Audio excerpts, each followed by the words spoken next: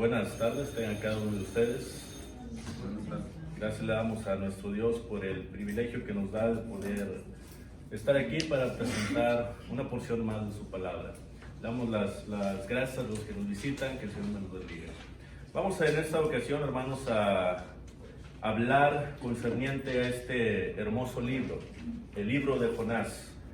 Y la semana pasada empezamos hablando concerniente al autor. Voy a dar un pequeño repaso para los que no estuvieron.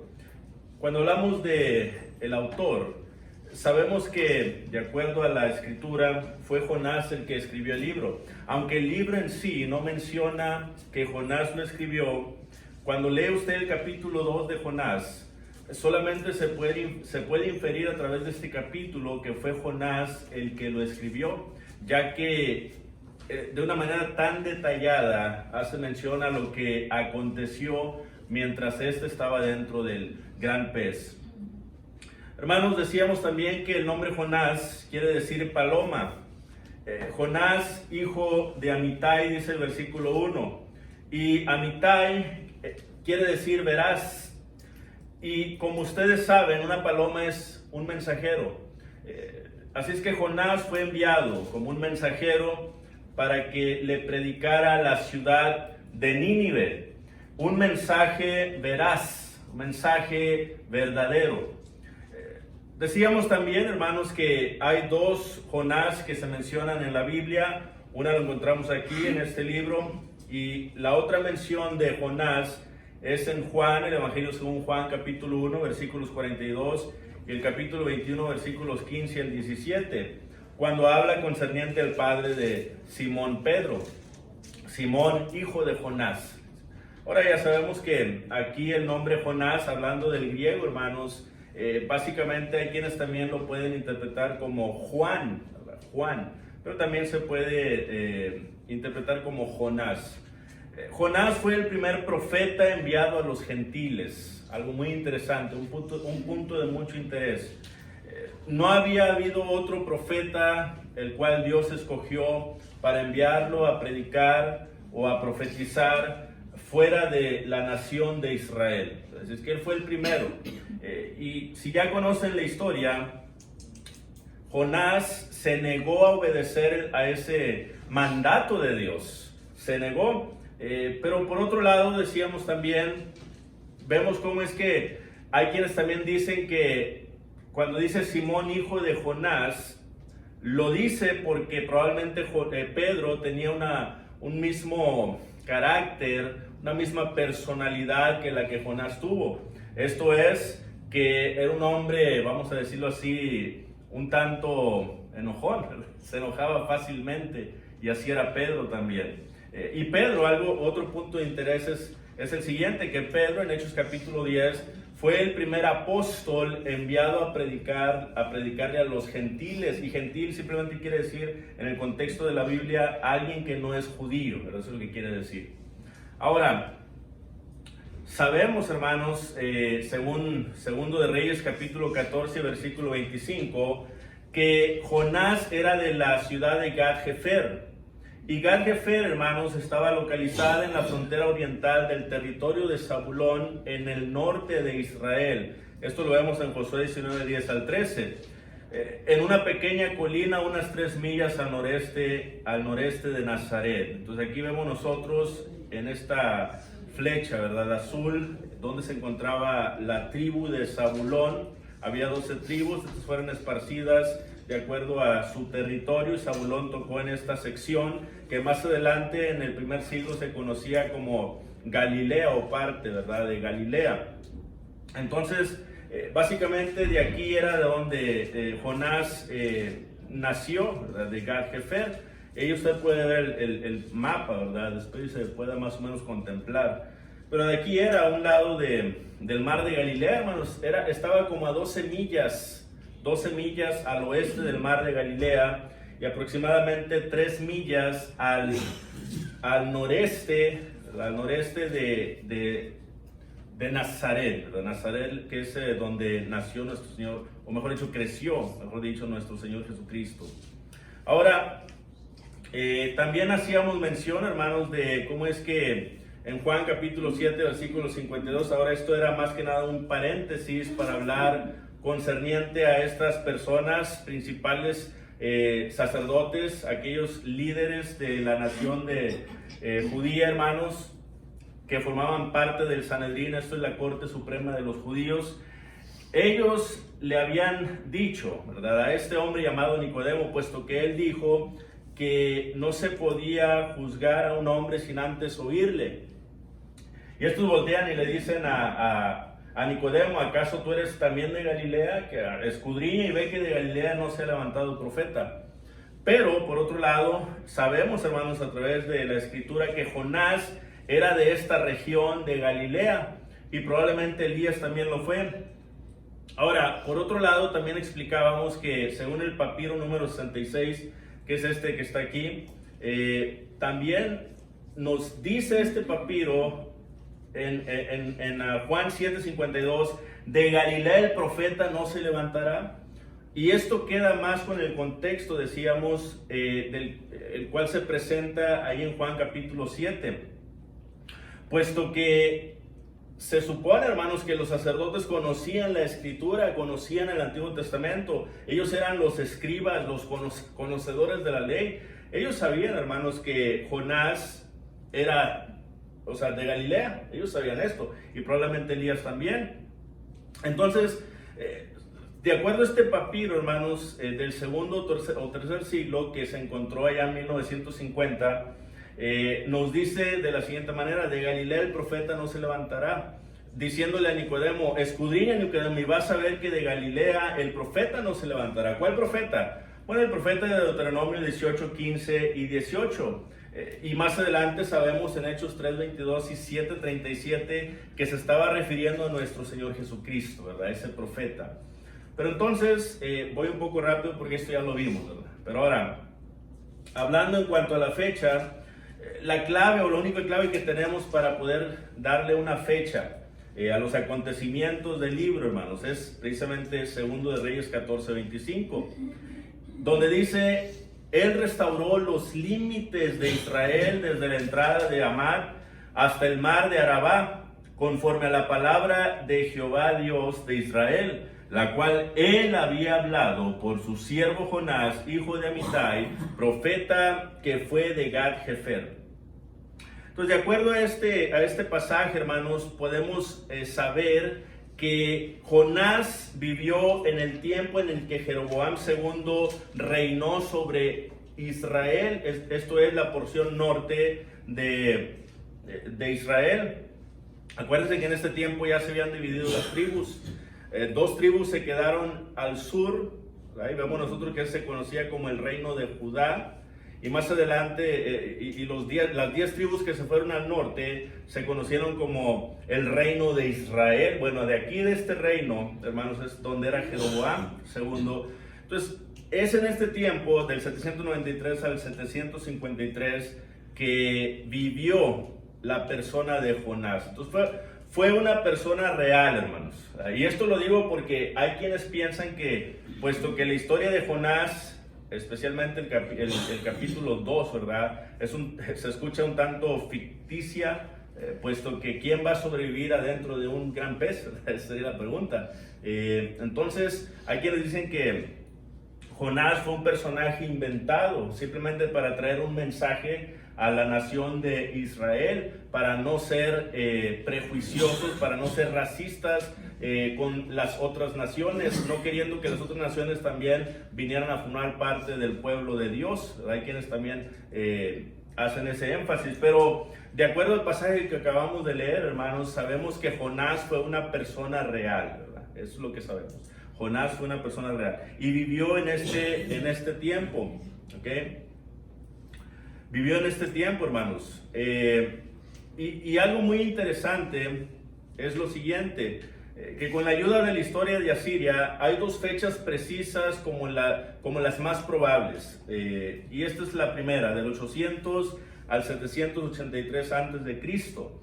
En este tiempo Adán Nirari III, que era el rey, ¿verdad?, en esta región de Samaria, de Asiria, limitó su adoración a un solo Dios, al Dios Nebo. Él fue el único gobernante de Asiria que hizo eso. Entonces, la pregunta es, ¿por qué es que este rey, siendo una nación politeísta, esto es que tienen muchos dioses, o sea, ¿por qué decirle a su reinado, vamos a adorar solamente a un Dios? ¿Por qué decirle esto? Bueno, hay quienes dicen, hermanos, que fue porque ahí Jonás les predica y ellos se arrepienten y se hacen monoteístas, esto es, adoradores de un solo Dios, y dicen que la razón fue Jonás. Entonces hay una probabilidad ahí, ¿verdad? La segunda, hermanos, en el 760 a.C., este rey se llamaba Surdán III, del 773 al 755. Era una época de general desánimo en el país y un miedo que llegaba hasta el pánico. Entonces, en este tiempo, hermanos, fue invadido este lugar fue invadido por una terrible plaga que se llevó a muchas vidas. Entonces, en este tiempo murieron muchas personas, hombres, mujeres y niños, ¿verdad? Murieron muchos. Y junio 15 del 763 a.C. hubo un eclipse total de sol. O sea, es decir, se puso oscuro totalmente, ¿verdad? En esta fecha. Entonces, es una fecha, hermanos, la cual se puede saber a través de la astrología. Entonces, esto sembró el pánico en toda la región. Y otra vez, hay quienes dicen, hermanos, que probablemente esta fue la fecha en la que Jonás llegó y le predicó a la nación o a la ciudad, ¿verdad? A la gran ciudad de Nínive. Y otra vez, estas son las únicas dos probabilidades, hermanos, de cuando Jonás le predicó a la gran ciudad de Nínive. Y es algo, a mí se me hizo muy interesante esto, hermanos, ¿verdad? Se me hizo muy interesante. Ahora, Jonás vivió como 80 años después de Eliseo y fue contemporáneo de los profetas Amós, Oseas, Isaías y Miqueas. Y en cuanto al libro, lo último que mencionamos la semana pasada es que este libro, hermanos, tiene mucha similitud con la historia del hijo pródigo. Cuando tú lees la historia de Jonás, que tiene 4 capítulos, los primeros 2 capítulos se asimilan a la vida del hijo menor, conocido como el hijo pródigo, de Lucas capítulo 15. Y los otros 2 capítulos finales, el 3 y el 4, son muy similares a la vida del hijo mayor. Ahí explicábamos cómo es que, si usted conoce la historia del hijo pródigo, usted mira cómo es que el primer hijo, el hijo menor, se rebeló en contra de su padre, le pidió su herencia y se fue, hermanos, lejos a malgastarla. Entonces fue un hijo rebelde, un hijo que no amaba a su padre, un hijo que simplemente buscaba los beneficios de su padre. Entonces se fue lejos. Entonces esto se parece mucho al primer capítulo de Jonás. Pero después, ¿qué le pasó al hijo pródigo, hermanos? Dice que se gastó todo su dinero, malgastó todo su dinero, y después, hermanos, consigue un trabajo cuidando cerdos. Y deseaba comer de la comida de los cerdos. Llegó hasta ese grado. O sea, no tenía calzado, tenía una ropa cochina, hermanos. Y ahí fue cuando él volvió en sí. Entonces él abre los ojos de qué estoy haciendo aquí. Y conocemos la historia, hermanos. Él regresa a su padre. Y él, hermanos, le pide a su padre otra oportunidad. Bueno, y esto es lo mismo que vemos en el capítulo 2 de Jonás. Es muy similar. ¿Qué pasa con Jonás? Es tragado por el gran pez, está dentro del vientre del gran pez, empieza, hermanos, a temer, empieza, hermanos, a implorar por Dios, empieza a pedir otra oportunidad, ¿verdad? Y similar a la historia del hijo menor. Pero después, el capítulo 3 y el capítulo 4 se parece mucho a la vida del hijo mayor. Esto es, sí, el hijo mayor, hermanos, fue una persona que obedeció a su padre y estaba con su padre y hacía todo lo que su padre le decía. Pero la verdad de las cosas es que el hijo mayor tampoco amaba a su padre. la razón del por qué él obedecía a su padre era porque quería los bienes de su padre. Esa era la razón, esa era la verdadera razón. Y por otro lado, hermano, esto lo vemos en el capítulo 3 de Jonás, ¿verdad? Un siervo obediente. Pero ahora en el capítulo 4, ¿qué es lo que sucede? Nínive se arrepiente. ¿Y qué pasa con Jonás? ¿Se pone contento? No, se enoja. Ya ves, Señor, yo por eso no quería ir a Nínive, porque yo sabía que tú nos ibas a perdonar. Hermanos, ahora vemos nosotros algo muy similar en la actitud del hijo mayor. Cuando regresa el hijo menor, le hicieron una gran fiesta y mataron el becerro más grande, hermanos. Y luego por ahí empieza él a escuchar, hermanos, la música y la fiesta, y le pregunta a uno de sus siervos, bueno, ¿qué está pasando allí? ¿Qué es lo que está pasando? ¿Por qué hay fiesta? Bueno, es que tu hermano menor ha regresado. Y estamos muy contentos y tu padre está muy contento. Y mandó a matar el becerro más grande para poder hacerle fiesta. Y hermanos, viene el padre hacia el hijo mayor. ¿Y qué es lo que hace? Le implora, hermano, le ruega al hijo mayor que entre para poder regocijarse con todos y poder amar a su hermano, de aquel que había regresado de la perdición. Pero el hijo mayor, hermanos, él está enojado. Y le dice a su padre, padre, yo siempre he estado contigo, siempre te he obedecido, y ni siquiera un cabrito me has dado para gozarme con mis amigos. Pero tu hijo, que malgastó su dinero con rameras, ahora lo recibes, le pones un anillo y calzado en los pies y le haces una fiesta. Estaba enojado, hermanos, al igual que Jonás, ¿no? Una historia muy similar. Entonces, vemos nosotros, hermanos, cómo es que la historia de Jonás es una historia tan hermosa, una historia la cual vamos a estar viendo en detalle. Vamos a estar estudiando este libro versículo por versículo, ¿verdad? Y vamos a estar dividiendo secciones para que de esta manera nosotros podamos sacar lo mejor de este libro y aplicarlo a nuestras vidas y poder saber cómo hacer la voluntad de Dios, ¿verdad? Y esto es lo que vamos a ir aprendiendo ahora. En sí el tema del libro, hermanos, el tema del libro pues nos habla de predicando sin prejuicios. Eso es lo que, de eso se trata Jonás, predicar sin prejuicio, porque Jonás era racista. Se oye fuerte esta palabra, pero sí era racista, y esto lo vamos a ver a través del libro, ¿verdad? Lo vamos a ver. Déjenme darles un bosquejo del libro. Si gusta apuntarlo, tomarle foto, como guste usted, ¿verdad? Número 1, lo primero que vamos a estar viendo del capítulo 1, versículos del 1 al 17, es la paciencia de Dios hacia Jonás. Eso es lo que vamos a estar viendo. La paciencia de Dios hacia Jonás. Y segundo, vamos a estar viendo en el capítulo 2, versículos del 1 al 10, la misericordia de Dios hacia Jonás. Ahora, regresando al primer punto, hermanos, lo vamos a dividir en estas tres secciones, ¿verdad? Número 1, desobediencia de Jonás, capítulo 1, versículos del 1 al 3. Número 2, indiferencia de Jonás, capítulo 1, versículos 4 al 10. Y número 3, impenitencia de Jonás, capítulo 1, versículos del 11 al 17.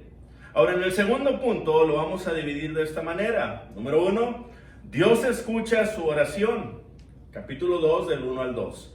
Número 2, Dios lo disciplina, capítulo 2 y versículo 3. Número 3, Dios honra su fe, en el capítulo 2, versículos del 4 al 7. Número 4, Dios acepta su confesión.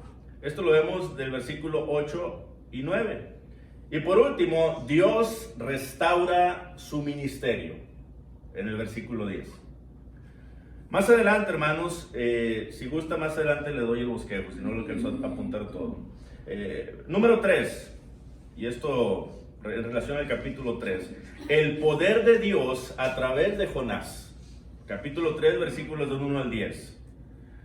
Número 1, el Dios bueno. Esto hablando del capítulo 3, versículos del 1 al 2.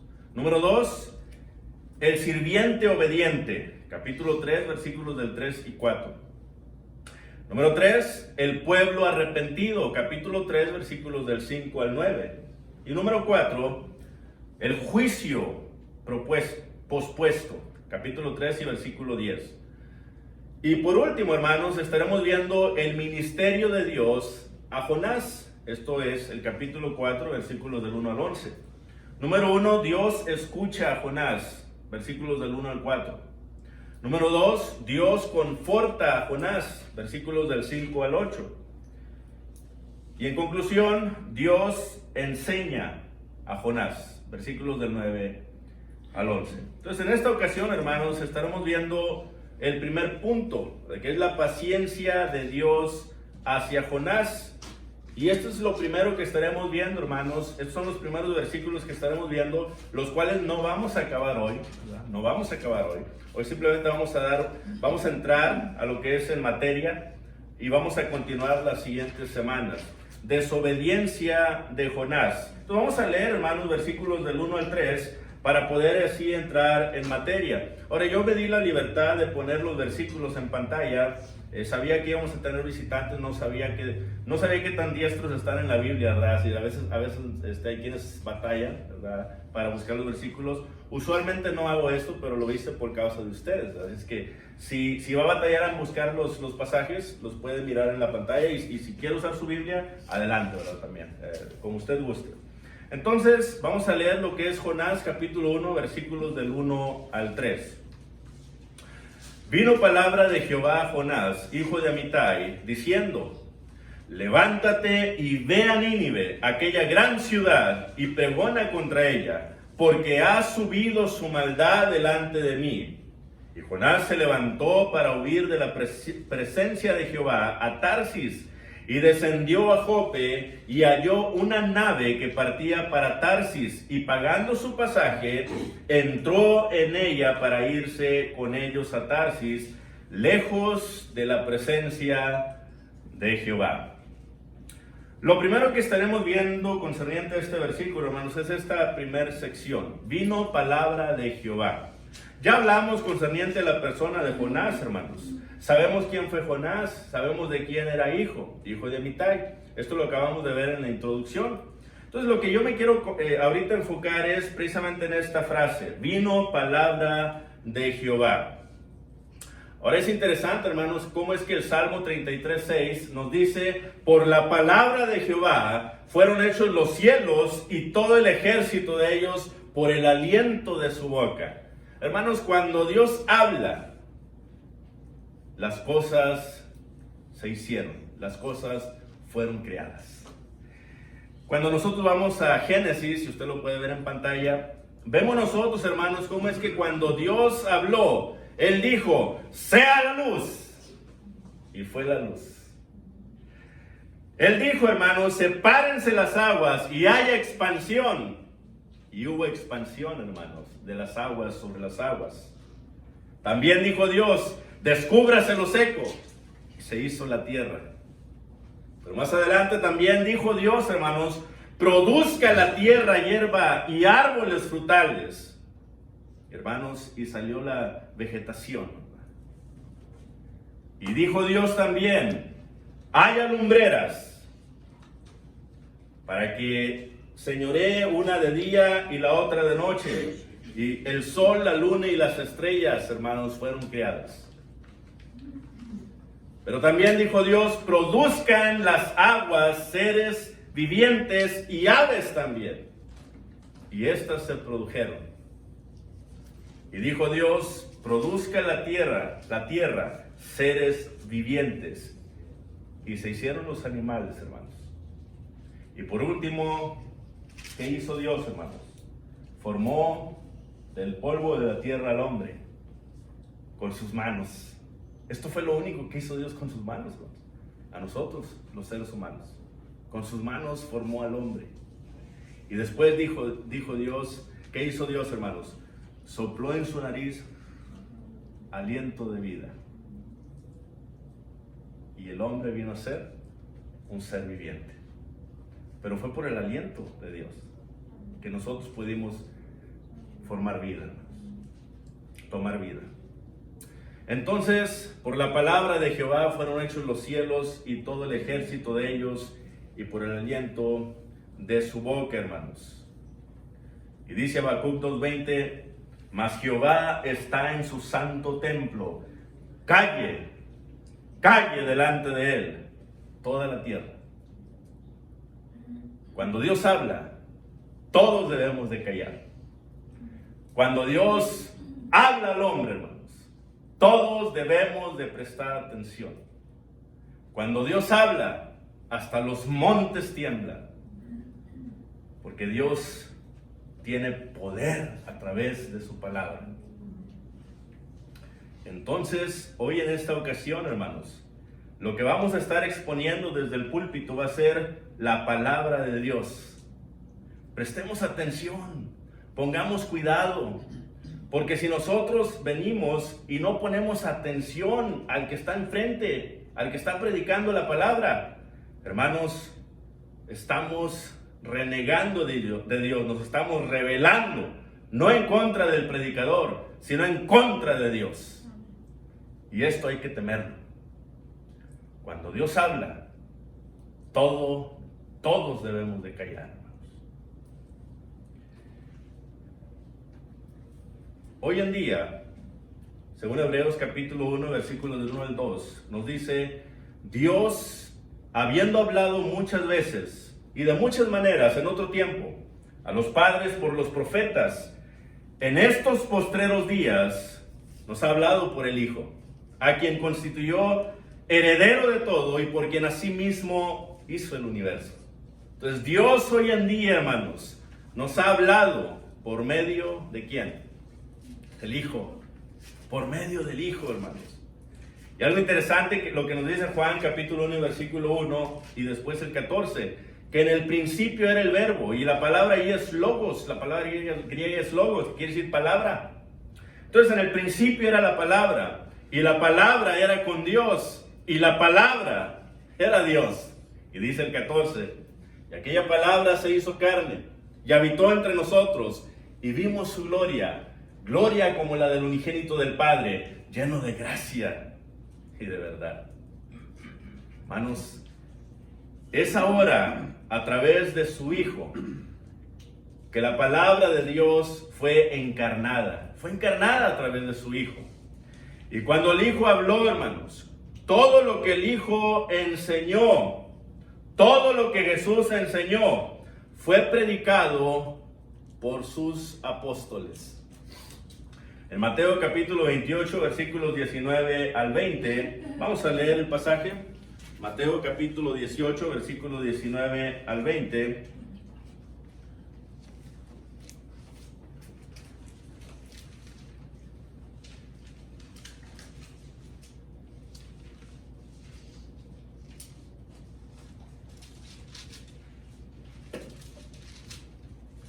Mateo capítulo 28, versículos 19 y 20, dice así: Por tanto, id y haced discípulos a todas las naciones, bautizándolos en el nombre del Padre y del Hijo y del Espíritu Santo.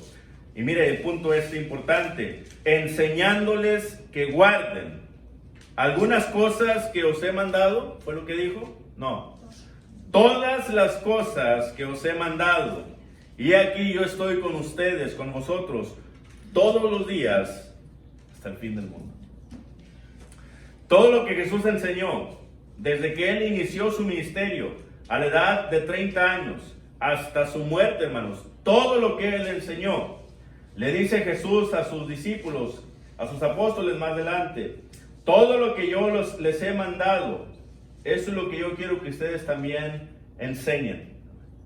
Exactamente igual. Y si usted quiere una reseña de lo que Jesús enseñó a través de su ministerio, lea Mateo capítulo 5 hasta el Mateo capítulo 7. Lea estos capítulos y ahí va a tener una idea de todo lo que Jesús, ¿verdad?, más o menos predicó durante su ministerio. Pero una cosa bien importante dice Mateo 24:35. Dice: el cielo y la tierra pasarán, pero mis palabras no pasarán. Bueno, las palabras del Señor nunca van a pasar. Siempre van a estar en existencia. No hay quien pueda destruir la palabra del Señor. Y aunque a través de los tiempos se ha tratado de destruir la palabra del Señor, Y se ha tratado, hermanos, de minimizar lo que la Escritura nos enseña. La palabra de Dios permanece para siempre. Y ahora, esa palabra que fue predicada a través del Señor y que después fue predicada por medio de sus apóstoles y seguidores, hermanos, esa palabra fue puesta en papiro, en manuscritos, para que nosotros nos pudiéramos beneficiar ahora. Y por eso es que el apóstol Pablo en 2 Timoteo capítulo 3, versículos 16 y 17, dice: toda la escritura es inspirada por Dios, útil para enseñar, para redarguir, para corregir, para instruir en justicia. ¿Con qué fin? A fin de que el hombre de Dios sea perfecto, enteramente preparado para toda buena obra. Hermanos, toda la escritura es inspirada por Dios. Esto es dada por el aliento de Dios. La palabra que tenemos en nuestras manos es el único libro que tiene vida en esta tierra. El único libro. No hay otro libro al cual tú puedas leer y obedecer, que te pueda dar vida. No hay otro libro, solamente la palabra de Dios. Porque es la palabra viva de nuestro Creador, hermanos. Por esa razón.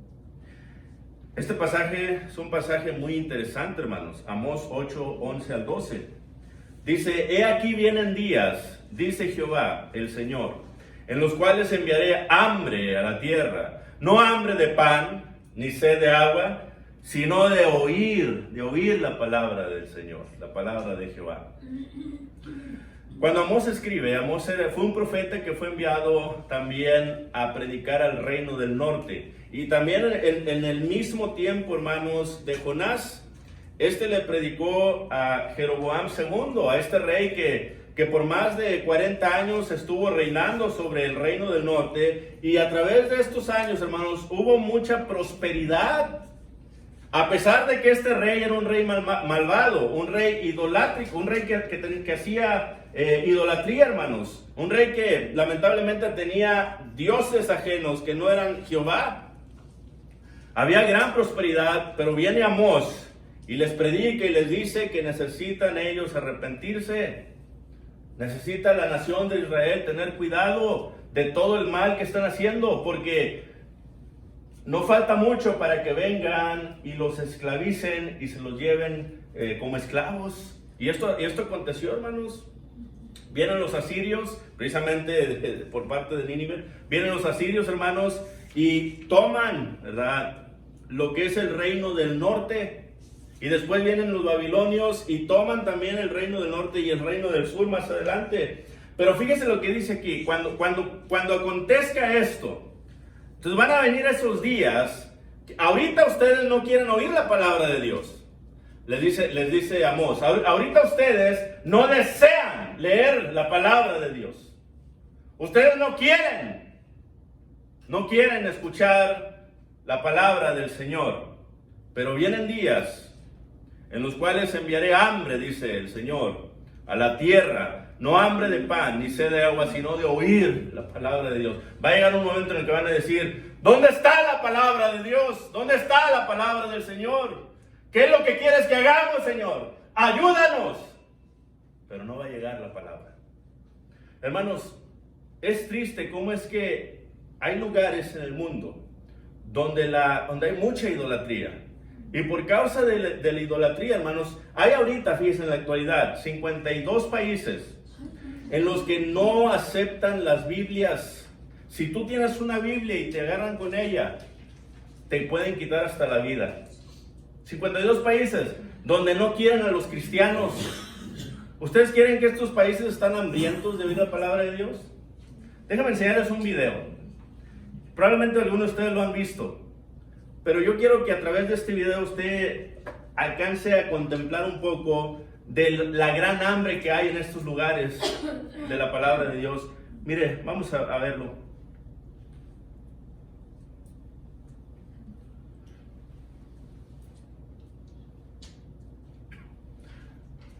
Mire, llega esta persona con Biblias, hermanos. Llega esta persona con Biblias y ¿qué es lo que hace? Bueno, abre este maletín y hermanos están hambrientos y sedientos de la palabra. Empiezan a agarrar Biblias y están, mire, besando la escritura, no porque sea un ídolo, no, porque es la palabra de Dios. Y están llorando, mire, emocionados y contentos, porque al fin llegó la palabra de Dios en su idioma a estos lugares. Y ellos están hambrientos, sedientos. Mira, esta persona dice, esto es lo que más necesitábamos en nuestra vida, la palabra de Dios. Mire cómo están tan contentos, tan emocionados, porque por muchos años estas personas nunca habían visto una Biblia. No les permiten a ellos tener Biblias. Ellos se reúnen. Ellos se reúnen en catacumbas, hermanos, abajo de la tierra, escondiéndose del gobierno. Pero cuando hay reunión, ellos ahí están. No llegan tarde, no se van temprano. Ellos quieren oír la palabra de Dios. Tienen hambre, tienen sed y están atentos a ella. El problema, hermanos, con Estados Unidos es que hemos perdido esa hambre. La mayoría de las personas aquí en Estados Unidos tenemos más que una Biblia. De perdido una tenemos, pero vemos quienes tenemos hasta 20, 30 Biblias en nuestra casa o en nuestra biblioteca. ¿Y las leemos? No. Tenemos nuestras Biblias ahí rumbadas. Hay quienes las dejamos en el carro. Hay quienes las dejamos aquí en el edificio. No las llevamos para la casa. Acá voy a regresar, decimos. Hay quienes llegamos aquí y mi Biblia, no la encontré. Vamos, entonces, ¿qué está pasando con Estados Unidos? Estados Unidos tiene un Dios, un ídolo, que es muy grande. Estoy hablando, hermanos, del dinero. Nuestro Dios es el dinero. Esa es la verdad. Ninguno puede servir a dos señores. Porque amará a uno, amará al otro. Aborrecerá a uno, aborrecerá al otro. No podemos servir a Dios y a las riquezas. Esto usted léalo en Mateo capítulo 6, todo el capítulo nos habla de esto. Y cuando sigue hablando el Señor, hermanos, concerniente a esta vida tan material que llevamos, estamos tan preocupados nosotros por lo material. Es la verdad, yo no me estoy excluyendo, yo soy culpable también. Estamos tan preocupados, hermanos, por lo material. Pero dice el Señor, mirad los lirios del campo. Ellos no trabajan, ellos no hacen nada. Miren cómo los viste el Señor. Ni siquiera Salomón, con ese gran dinero, ese gran poder que tiene, se pudo vestir como uno de ellos. Mirad las aves del cielo. No trabajan, no siembran, y sin embargo nuestro Padre Celestial las alimenta. ¿No valemos nosotros mucho más que ellas? Dice el Señor. Y nosotros decimos sí, pero realmente no lo creemos. Y el versículo 33 nos da la clave para poder vivir una vida sin estrés, sin miedo, una vida llena de paz. Mas buscad primeramente el reino de Dios y su justicia. Y todas estas cosas por las cuales te afanas vendrán por añadidura. Uno va buscando el dinero, hermanos, pero Dios dice, si tú me buscas a mí, el dinero te va a buscar a ti. ¿Ve la diferencia? Entonces, lamentablemente va a llegar un tiempo, hermanos, como lo dice Amós 8, 11 y 12, versículo 11 en particular. He aquí vienen días, dice Jehová el Señor, en los cuales enviaré gran hambre a la tierra, no hambre de pan, ni sed de agua, sino de oír palabra del Señor. Ahorita nosotros somos un país libre.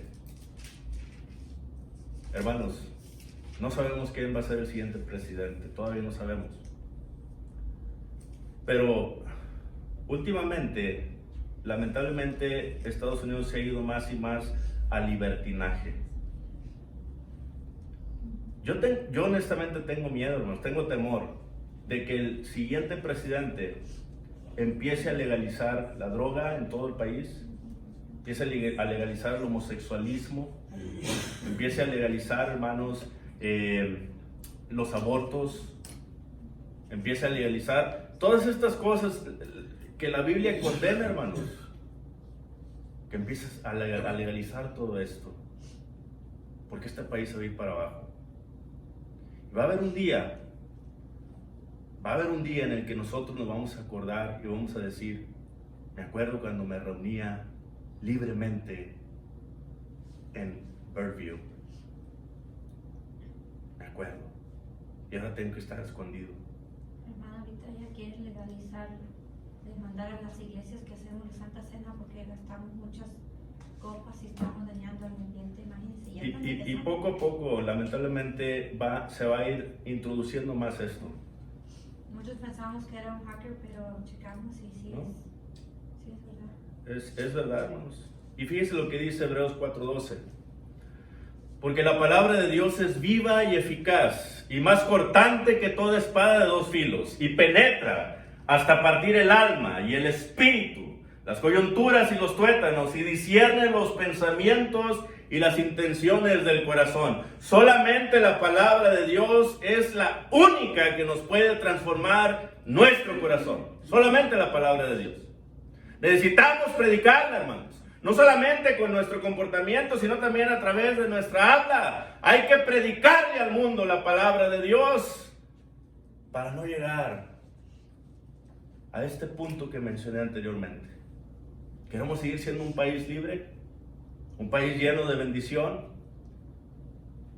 Hay que predicarle a los hombres al verdadero Dios para que se conviertan, para que se arrepientan, para que sigamos glorificando a Dios como Él lo pide, hermanos. ¿O quiere estar escondido? ¿O quiere, como lo que pasó, hermanos, en un lugar de China? Cuando llega, estos soldados llegan, se dieron cuenta que estaban reunidos ahí. Y se dieron cuenta que había una persona que traía una Biblia. Y cuando empezaron a tocar la puerta y golpearon para abrir, hermanos, el predicador se escondió la Biblia en su saco. Así. Y empezaron a preguntar, ¿qué estaban haciendo? Estamos aquí nada más platicando. Es todo. Los formaron, empezaron a esculcarlos y le encontraron la Biblia a esta persona. Cuando vieron la Biblia, la pusieron en el piso y les dijeron, uno por uno, quiero que vengan y maldigan la Biblia. Si no la maldicen, van a morir. Eso está pasando ahorita, hermanos. Está pasando ahorita. Y pasaban las personas y maldecían la Biblia. Pero una muchachita, como de 13, 14 años, fíjese lo que pasó. Llega, se inclina ante la Biblia, se agacha y la besa. Y bendice la escritura y bendice a Dios. Y le dispararon en la cabeza. Perdió su vida. Eso es lo que está pasando ahorita. ¿Queremos eso nosotros, hermanos, aquí en Estados Unidos? Para nuestros hijos, imagínense. No. Entonces necesitamos nosotros predicar la palabra de Dios. Es la única que puede cambiar los corazones. Por eso cuando se predicó la palabra de Dios, hermanos, en Hechos 2, desde el versículo 14 en adelante, se predicó el Evangelio. Y cuando se predica el Evangelio y se le dice a estas personas que por ellos es que el Señor, el Mesías, Dios, el Hijo de Dios, fue crucificado, fue muerto, que fue por causa de ellos. ¿Qué fue lo que sucedió, hermanos? Dice ahí que se compungieron de corazón y dijeron a Pedro y a los otros apóstoles, varones hermanos, ¿qué haremos? ¿Qué tenemos que hacer para para poder hacer las cosas bien? ¿Qué podemos hacer? Pero fue la palabra de Dios la que compungió ese corazón, y la palabra compungir ahí es katanuso. La palabra aquí es katanuso, que es perforar hasta atravesar. Eso es lo que nos acaba de decir Hebreos 4:12, ¿verdad? La palabra de Dios, hermanos, penetra, perfora. Eso es lo que hace la palabra de Dios. Es la única que puede cambiar nuestros corazones. Nada más la palabra de Dios, hermanos. Un dato interesante es el siguiente. Hay 613 mandamientos en el Antiguo Testamento. 248 son mandamientos sobre lo que debes hacer y 365 sobre lo que no debes de hacer. Pero hay otro dato interesante concerniente a esto también, hermanos, y es el siguiente, que David redujo estos 613 mandamientos a 11 mandamientos en el Salmo 15. Isaías lo redujo aún más a 6 mandamientos en Isaías 33, 15, 16. Micaías lo bajó a 3 mandamientos, lo redujo, mejor dicho, a 3 mandamientos, Micaías 6, 8. Y por último, hermanos, en Mateo 22, 37, 40, Jesús lo reduce a 2. Vamos a leerlo. Mateo capítulo, ya vamos a terminar, hermanos. Mateo capítulo 22, versículos 37 al 40. Jesús le dijo: amarás al Señor tu Dios con todo tu corazón y con toda tu alma y con toda tu mente. Este es el primero y grande mandamiento. Y el segundo es semejante: amarás a tu prójimo como a ti mismo. De estos 2 mandamientos depende toda la ley y los profetas. De estos 2 mandamientos, dice el Señor, depende toda la ley y los profetas. Hermanos, Jehová estaba llamando a Jonás para realizar 2 cosas importantes. Número 1, para salvar a los ninivitas a través de la palabra. Y número 2, para salvar a Jonás a través de la obediencia. Por eso es que estaba llamando Dios a Jonás, hermanos. Miren, Nínive necesitaba a Jonás, ¿verdad? Pero Jonás necesitaba a Nínive también. ¿Entendemos el punto? Hermanos, lo que Dios manda, cuando Dios da un mandamiento, cuando Dios te llama para realizar algo, lo hace no solamente para el bien de otro, sino también para tu propio bien. Así es el Señor. Hoy en estos días, Dios nos ha llamado a través del Evangelio. 2 Tesalonicenses capítulo 2 y versículo 14. Dios, hermanos, nos llama a través del Evangelio. Y hay solamente 2 razones, ¿verdad?, por las cuales nos llama. Número 1, para salvar al mundo a través de su palabra. Marcos capítulo 16, 15 y 16. Ir por todo el mundo, predicad el Evangelio a toda criatura. El que creyere y fuere bautizado será salvo, mas el que no creyere será condenado. Pero también número 2, para salvarnos a nosotros por medio de la obediencia. Y acuérdense lo que dice Juan 14, 15. Si me amáis, guardad mis mandamientos. Hermanos, los mandamientos de Dios no son gravosos, no son difíciles de llevar. Son difíciles, ¿por qué? Porque permitimos que la carne, ¿verdad?, intervenga. O sea, nos queremos dejar llevar por la carne. Pero si nosotros nos dejamos llevar, hermanos, por el Espíritu, entonces nos vamos a poder someter fácilmente a la voluntad de Dios. Pero, otra vez, cuando viene palabra de Jehová, hay que estar atentos, hay que oír, no se duerma, tenga paciencia, no se desespere, es la palabra de Dios. Él está hablando. Calle delante de Él toda la tierra. A través de su palabra fueron creadas todas las cosas, hermanos. Tanto las que están en los cielos como las que están en la tierra. Él habló y existió, hermanos. Pues cuando Él manda, lo que Él dice, lo que Él quiere de ti, cuando llama, no solamente es para un bien ajeno, sino también es para tu propio bien. ¿Qué vas a hacer hoy? El Señor te está llamando y Él está diciendo: necesito que vengas y obedezcas mi palabra. Pero ¿qué vamos a hacer nosotros? ¿Qué hizo Jonás? Esto lo vamos a ver la otra semana. Dios me lo bendiga.